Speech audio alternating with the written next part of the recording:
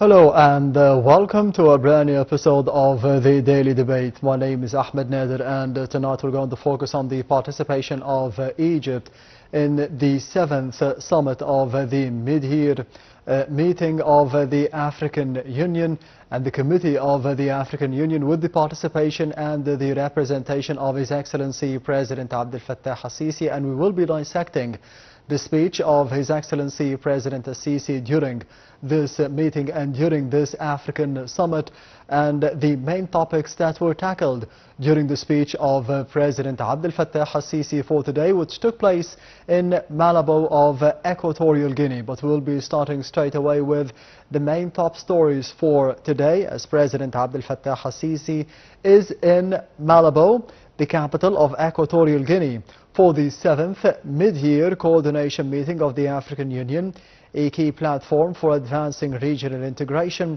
and aligning the continental strategies. Presidential spokesman Mohammed al-Shinawi said al-Sisi is participating in the conference in his capacity as the chair of the North Africa Regional Mechanism and the chairperson of the Heads of State and the Government Orientation Committee of the African Union Development Agency. During the meeting, President al-Sisi outlined the efforts to strengthen the effectiveness of these mechanisms, with a specific focus on linking peace and security initiatives to broader development goals aimed at achieving sustainable stability across Africa. The mid-year coordination meeting was established in 2017 to replace the African Union's traditional mid-year summits. It convenes a select group of African leaders, including the chairperson of the Regional Economic Communities, the RECs, the African Union Commissioners, and the heads of regional mechanisms. Its primary aim is to coordinate and harmonize the work of the African Union and the RECs to accelerate the implementation of the African Union's Agenda 2036, the continent's strategic framework for the inclusive growth and sustainable development.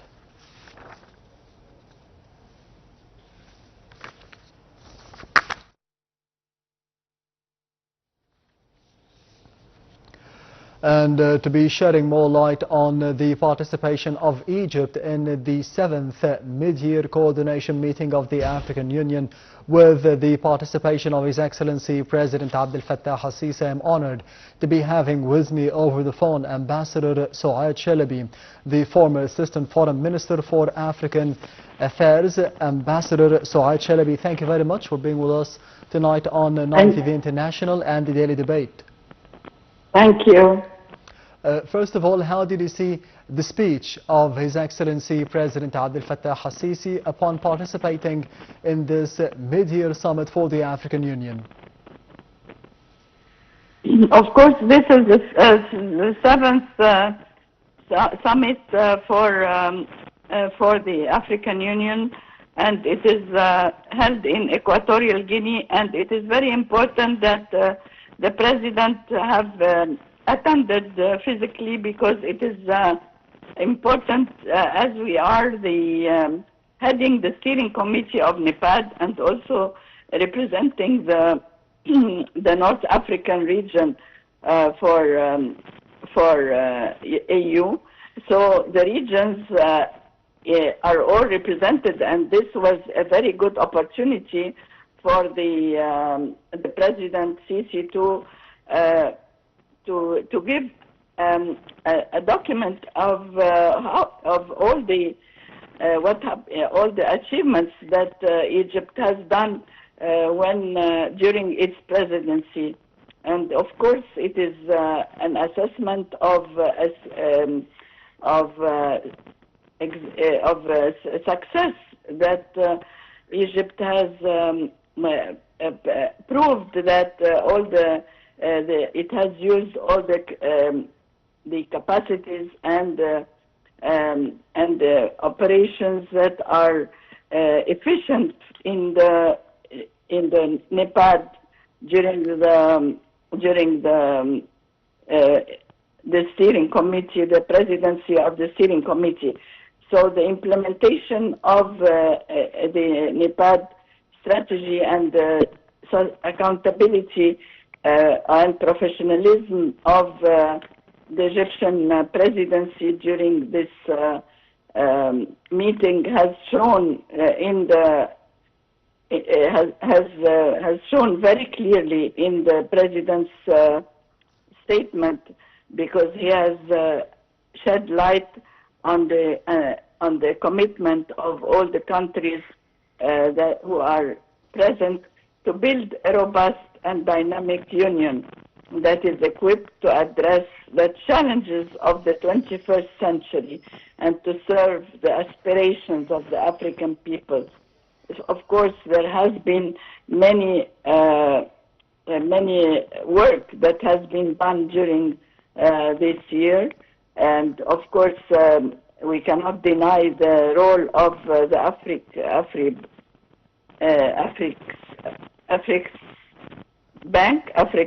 Bank, Yes. and also the African Development Bank, who have demonstrated leadership and also commitment to Africa's economic advancement. And of course, as you said rightly about all the achievements that happened during the past few years towards the Agenda 2030 Yes. of the United Nations and the 2063, the Africa we want. Yes. And this has been a vision for all the leaders who had attended this meeting and who really are looking forward to economic integration and intra-African trade, the success of intra-African trade through the agreement of lifting all the taxes and lifting all and opening the borders between the countries in Africa in order to allow free trade and free employment and free services.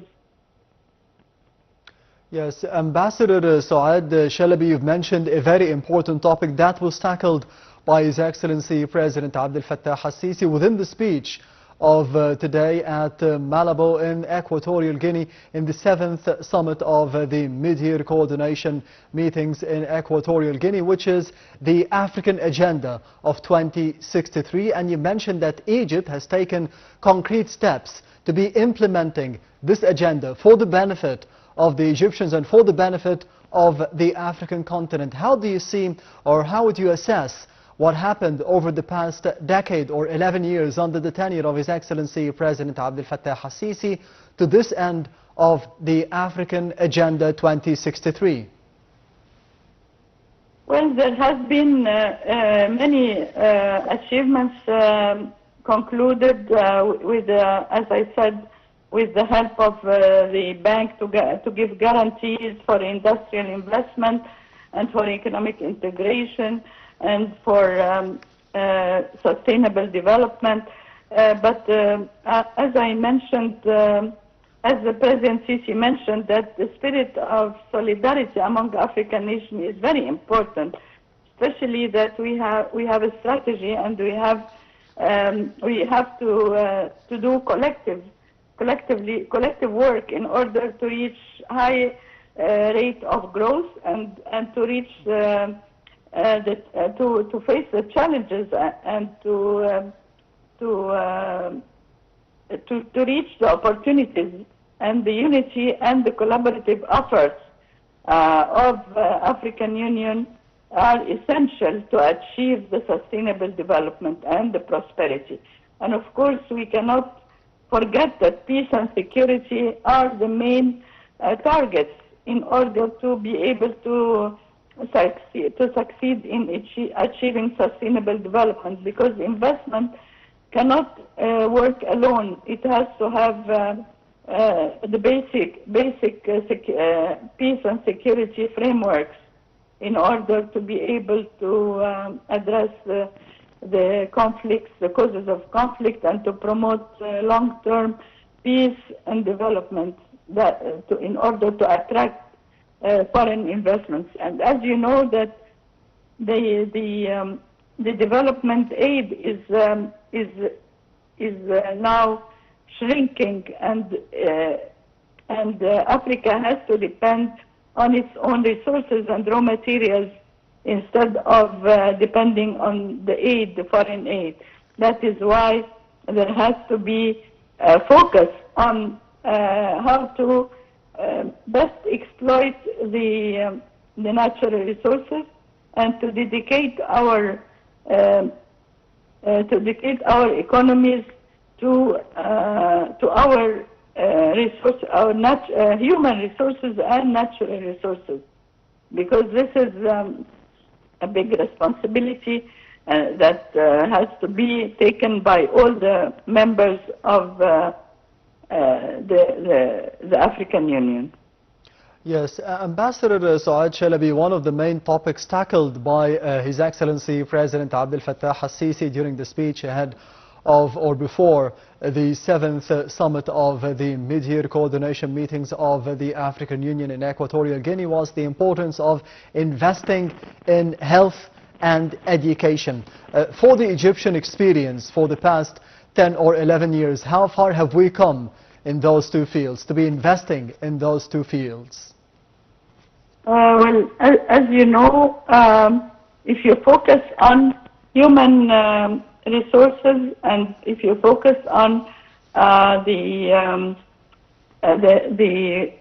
health and education of the African population, because as you know that Africa has a high percentage of youth, and in order to advance and to have economic future, economic prosperity, we have to depend on the youth. So investing in human resources and capacity building of Africans is very important to have, because the youth are the future. So there has to be investment, like we did, for instance, in Egypt, in 100 million Saha. We had made a big project in order to extend the health facilities to all the poor and needy. And this project has been duplicated in many African countries, and Egypt is happy to duplicate its experience and to extend its educational and health experiences to other countries in Africa, in order to succeed in reaching the goals of strategic human resources, to reach the high level of strategic human resources. And in order to expand the market of services, there has to be also service in medical equipment, in medical services, also in education.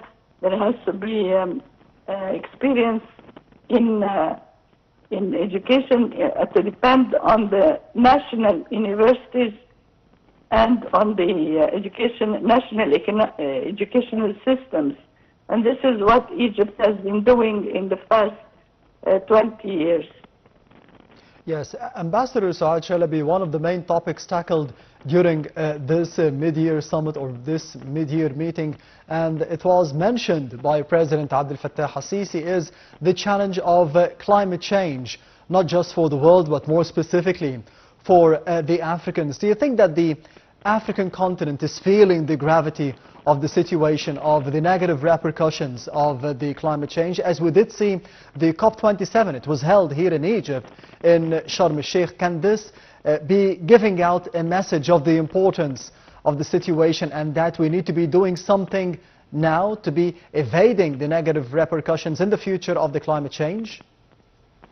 Yes, of course. There has been in his speech, he also focused on these two, as you mentioned, the climate change and the advancing of technology transfer. And these two are linked because there has to be technology transfer from the developed countries and providing green technology to African countries. And this was one of the main topics that were discussed in Sharm el-Sheikh, as you mentioned, Yes. to strengthen Africa's scientific and technological capabilities, because this is the cornerstone for innovation and for climate, for fighting the climate and reducing the global carbon footprint.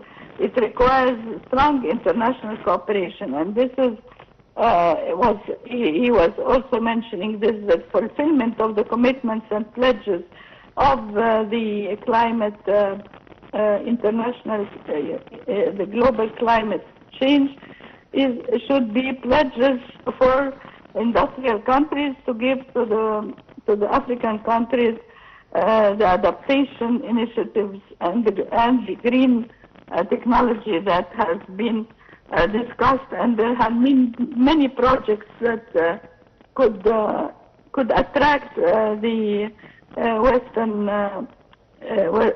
investors in order to fight the climate change in Africa.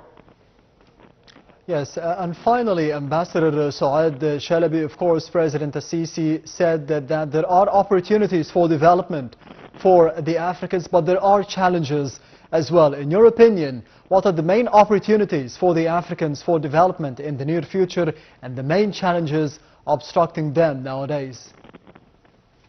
Well, of course, as I mentioned, that we have to concentrate on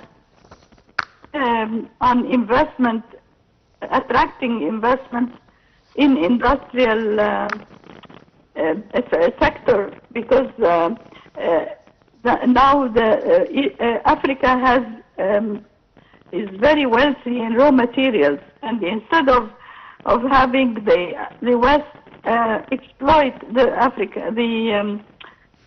raw materials, it is better that because the FDI has been reduced, and in order Ambassador Sou'ad Shalaby, the former Assistant Foreign Minister for the African Affairs, thank you very much for being with us tonight on Nile TV International and the Daily Debate.